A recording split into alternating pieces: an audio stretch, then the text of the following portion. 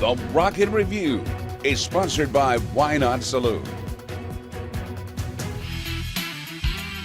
We're so pleased to have country music singer, songwriter, entertainer, Carl Wayne Meekins on the show. Carl, Good to be here. Good to have you. Good to be here, man. Thank you. Yeah, Thank it's you taken so us a much. while between your schedule and Yeah. everything. Yes, It's like sir. you're a busy guy. Yeah, you too. You know, and also with your single that's been doing so well over the past few months, A Color for Lonely. Mm-hmm. And, I went back and listened to your other catalog, your past singles on Spotify. And I know you got more singles coming out. I do. How's it going with the new music? And I love the new song. Thank you for listening. Number one, Of course. Thank you for having me on the show. Yeah. Number two, I know you're a busy guy as well. A Color for Lonely did a lot of amazing things for us, Eric. It was a song that I keep getting it all the time. Messages, man, it's hit me in the feels. When you're a writer, you don't know. Right. You don't know you know that deal. You don't know what a song's going to do. Kind of thing. And so it was neat to, and is still neat to experience that, where you're making a connection with people all over the world, man. Right. We're promoting it everywhere, and hopefully that will just, we're always trying to, I call it the family base, Right, family. Trying to grow that fan base and just get people into our world and what we're writing, as far as that goes. And man, I try to write from experience for sure. If I've written it, I've lived it. Well, you can really tell it too. Interesting, I was coming into the studio today and I was listening to your catalog on the way in, and just like with Let It Go and with Stoked and your other songs and with your beach song and all this stuff, but I can also tell, knowing your past family history, and everything, that you're pulling from that a lot. Absolutely. too. Yeah. So you're really sharing through your songs, and I meant this as a compliment before we came in studio, to where it seems like progression-wise there's an evolution. Yes. In your songs and also in the production, because your early work was kind of stripped down, Right, and then it seems like each song Yeah. keeps getting a little bit bigger and Yeah. bolder. Yeah. Maybe 5 more songs from it, we'll have the orchestra section in there. You know what? We'll be There's like nothing Elvis, wrong with man. that. We'll be like Elvis. Bring the orchestra, but it's Yeah. like, but it has to feel good for you as a songwriter and as a performer. Oh, yeah. To where you're moving forward Oh with it. gosh, Carl. man, you're not kidding. I mean, that's life. Right. I've had a lot of wise people tell me from all facets of life, where, man, if you're not learning, you're done. Right. So every day, you wake up and you learn something, and but to your point with the music evolving, yeah, it makes your heart sing, man. You work with what you have at the time. Right. So back when you're working with, all right, who can I hire to make this record for me, and what do we have available to us? Of course, you and I live in Music City, so we have all the talent. But Jeremy Johnson and I started working together. I've known him for a long time, played a lot of live music with him in church, and then we just started making records together. And he's kind of from the pop world, Right. And I'm 90s country, man. You and I Yeah. talked about that, Yeah. man. So Oh, we yeah. didn't even know if we were going to make anything happen, right? Right. And so we started just doing some sides together, and I would pitch him something I've written, and he goes, I'm hearing it this way. And then it was so bizarre sometimes, And then we've hooked up with some killer musicians in town that we only use these guys on our records. I will wait for them if they're on the road working. And or I if think they've it's got other finding, stuff. and you and I both know it, Carl, too, to where, such a great wealth of talent here in Nashville, but Amen. also you've got to find the people that hook with you. Absolutely. And that get what you're doing. Because we Yep. were talking about, That's right. when you go on the road and, playing in Branson, and I Yeah. know, out with Little Texas and Yeah. everything like that, Yep. to where you've got to have musicians that you can count on That's right. to fulfill your songs. That's right. And do them justice, because I know we were talking, I asked you the $2 million question. It's like going, hey, when's the EP or the album Yeah. coming out? And you were like going, yeah, I've got 2 albums worth of songs. I do, yeah. Backlogged. I do. Ready to go. That's a good problem. Polished. They're mixed. They're mastered out of New York City. We got a guy up there that's working with us that is killer. Yeah. He's from the pop world. I don't know about this pop thing, man, but it's works. it's working for me, and I enjoy it. Right. It gives me it gives my music a little energy. Well, and it seems like also with the newest single, A Color for Lonely, to where it is more popish. I was telling you even, and I know you're in that country music, style, but also it almost kind of feels Americana. Yeah, you were telling me Americana. In that feeling, listening to the songs as you've been evolving with it. Yeah, yeah. And I don't know much about the Americana world.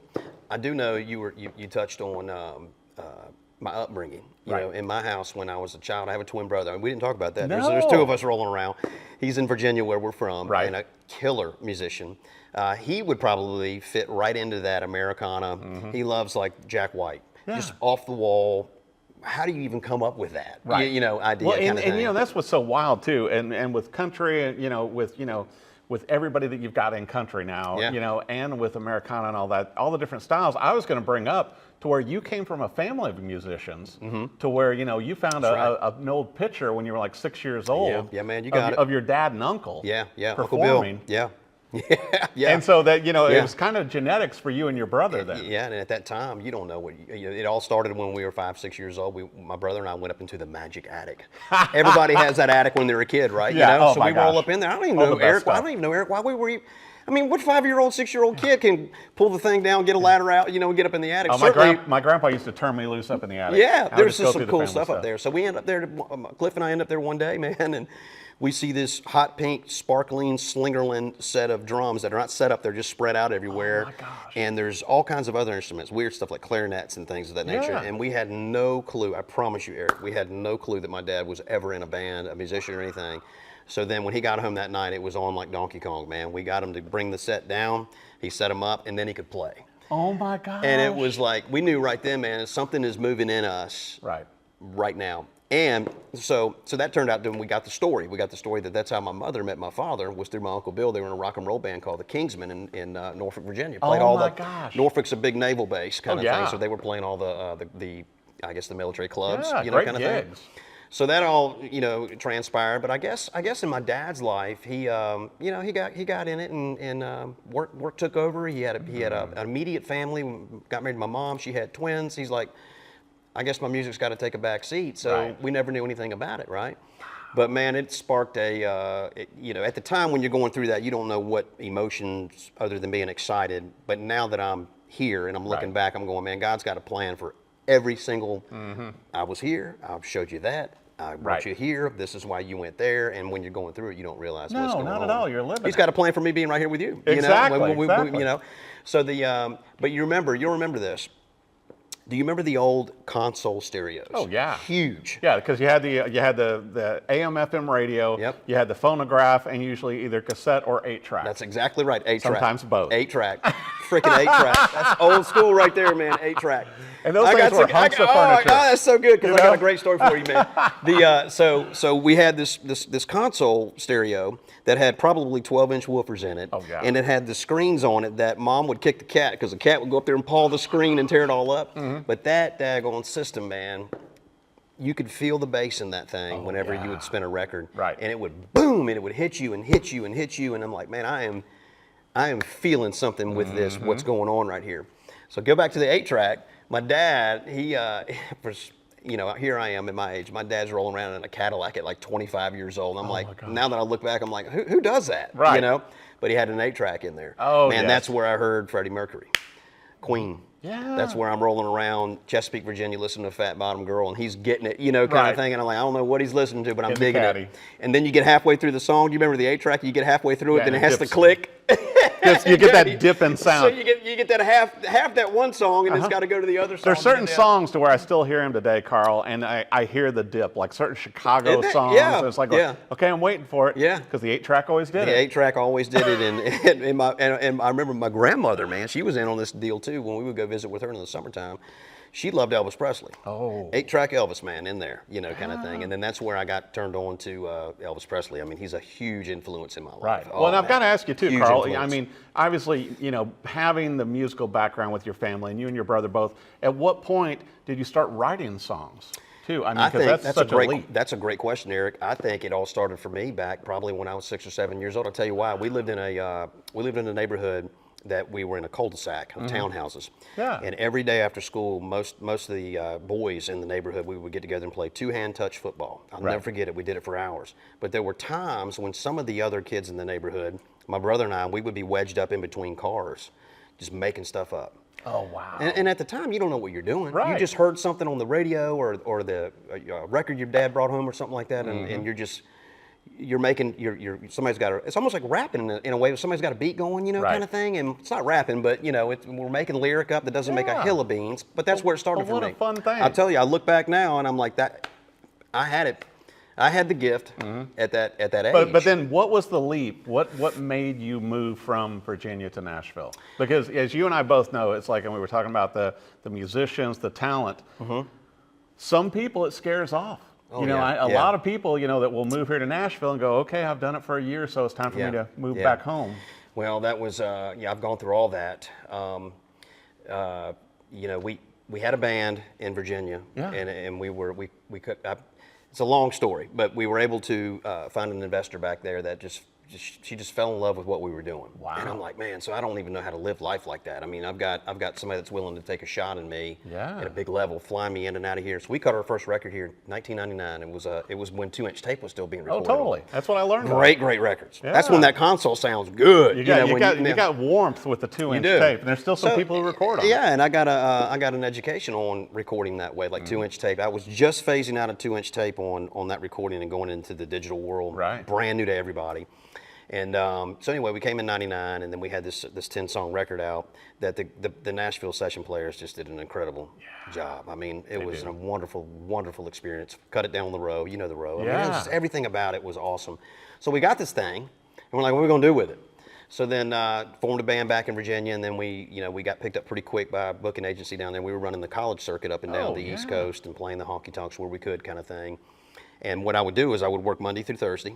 The band and I would get together I had a van and a trailer, and we would roll to wherever we were going on Friday, back home on Sunday. I did that for 2.5 years. Oh yeah. And so I got home one night. You know all about this, of course you do. I got home one Sunday night, and my wife Tanya, she's like, man, you're not yourself. You're bent. What's going on? I'm like, well, you know, I could stay here doing this for the rest of my career. I could run it out. Yeah. But what do I really want to do? And I had a wise man say that, you know, if you were racing cars and you wanted to be a race car driver on a big level at NASCAR, where would you go? I said, I'd go to Charlotte. He goes, well, if you're into country music, where do you want to go? I said, well, that's Nashville. He goes, pack your bags and go. Yep. So I did a lot of soul searching, and I was scared to death to make that leap, actually. Totally. I had a business back home in Virginia that was doing pretty good for us, and so I had to shut that down. My wife's a teacher. And so we're talking to her about it and talking to Tanya about it, and she's the one that's like, I'm ready. And Eric, we didn't know anybody here. Zero.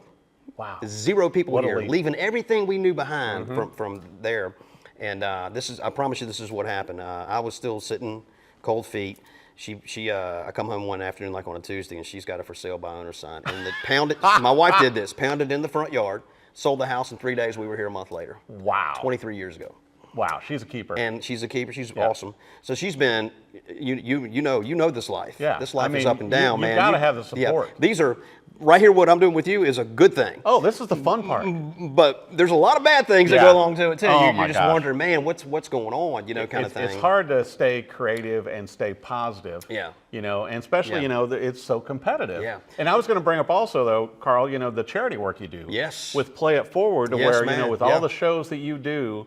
You know, you're doing a great thing to where you're giving away a guitar and setting up somebody to start their path. Yes, sir. Yes, sir. I believe in it. Somebody gave me a guitar when I was younger and said, hey, if you learn how to play this thing, it could take you far. You know, that guitar took me from Virginia to here 20-some years ago, and I always told myself as I got older and was, you know, financially starting to make a little bit of money and whatever that was, music, remodeling business that I have or whatever, I'm going to try to do that for somebody.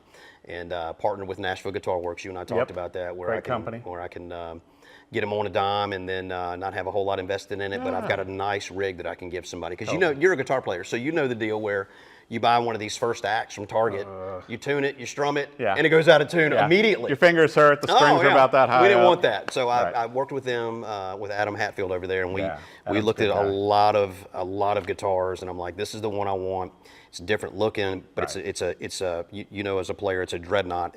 It can work for anybody in any situation. Exactly. So we did that, and so everywhere I go, man, we have a little campaign set up, and people kind of follow me on my Facebook page, and that's how they register to win. Yeah. And then that night, you know, we will give, somebody will walk away with a guitar that night. Well, and I got to bring it up too, to where I know you're going to have more Branson shows. You're going to be playing more festivals and everything. Yeah. You got a lot of stuff going on. You're going to be wearing out the old Gibson J45, maybe dragging a Taylor or two out of the closet to play. Yeah. I bought my Taylor. You and I were talking about that 25 or 26 years ago, and it's one of those things. You know this, where it's like I looked at guitars, and I was just coming up playing then, like learning, because I knew I was a singer always, right, and a little bit of a writer. Yeah. But then I realized that, hey man, if you're going to get into this town, you're going to have to accompany yourself. You're going to have to learn the number system. You're going to have to be able to talk to musicians. Nashville number system. That's a 1-4-5 with a 6 minor. Yeah, exactly. I just spoke Spanish to somebody out there. But a musician is going to know what we're talking about. You can't play Nashville and not know it. You got to know it, and see, that's the deal. So I learned that here, but now I take it to Branson and jump on those stages with those guys, and it's like I can talk their language. Right. It really is. You know it. Yeah. It really is another language. It is the Nashville language for music. Yeah. But And it's it makes going total so well sense. for you, and I know we're not going to release this. I know you're going to have more singles coming out. Yes. But I want to make sure for our viewers, with your website, with social media, with the Play It Forward, everything you're doing, Carl, where do they need to go? It's easy. Just CarlWayneMeekins.com. Facebook, Instagram, Carl Wayne Meekins. That'll get you wherever you want to go. Any listening platform. If we have music out there, we've done a really, really good job. My team has to make sure that it's available to whoever wants to, get well, it. And you're going to have to. I know when we talked about it with the EP and the future album and all that kind of stuff, you're going to have to do vinyl. Some people are even doing cassette and 8-track again, crazy? Carl. I'm just throwing it out we there. ought to do the nostalgia 8-track. We should. You'll be the first one to get one. I mean, come on. So then how are we going to play it? Yeah. I think we can find a player. We got to get an old Cadillac. We get a console. But I tell you what, I really love your new single out right now. Thank you, man. A Color for Lonely. Thank you. It's a great song. Yeah. But all your songs I think are doing so well, and especially your new ones that are coming up. Yeah, I'm excited. You just keep getting better. I'm excited, man. And there's going to be some big releases, some big shows coming up. Yep. Carl Wayne Meekins, thank you so much for Thank you, coming on Eric. the show. Oh, man, thank you so much, man. And Thank congrats you on guys. it. Thank you. Be sure and follow him, and also add his songs on your playlist. You're going to love the songs as much as I do. I listen to them the whole drive into the studio. Thank you. Thank you, man.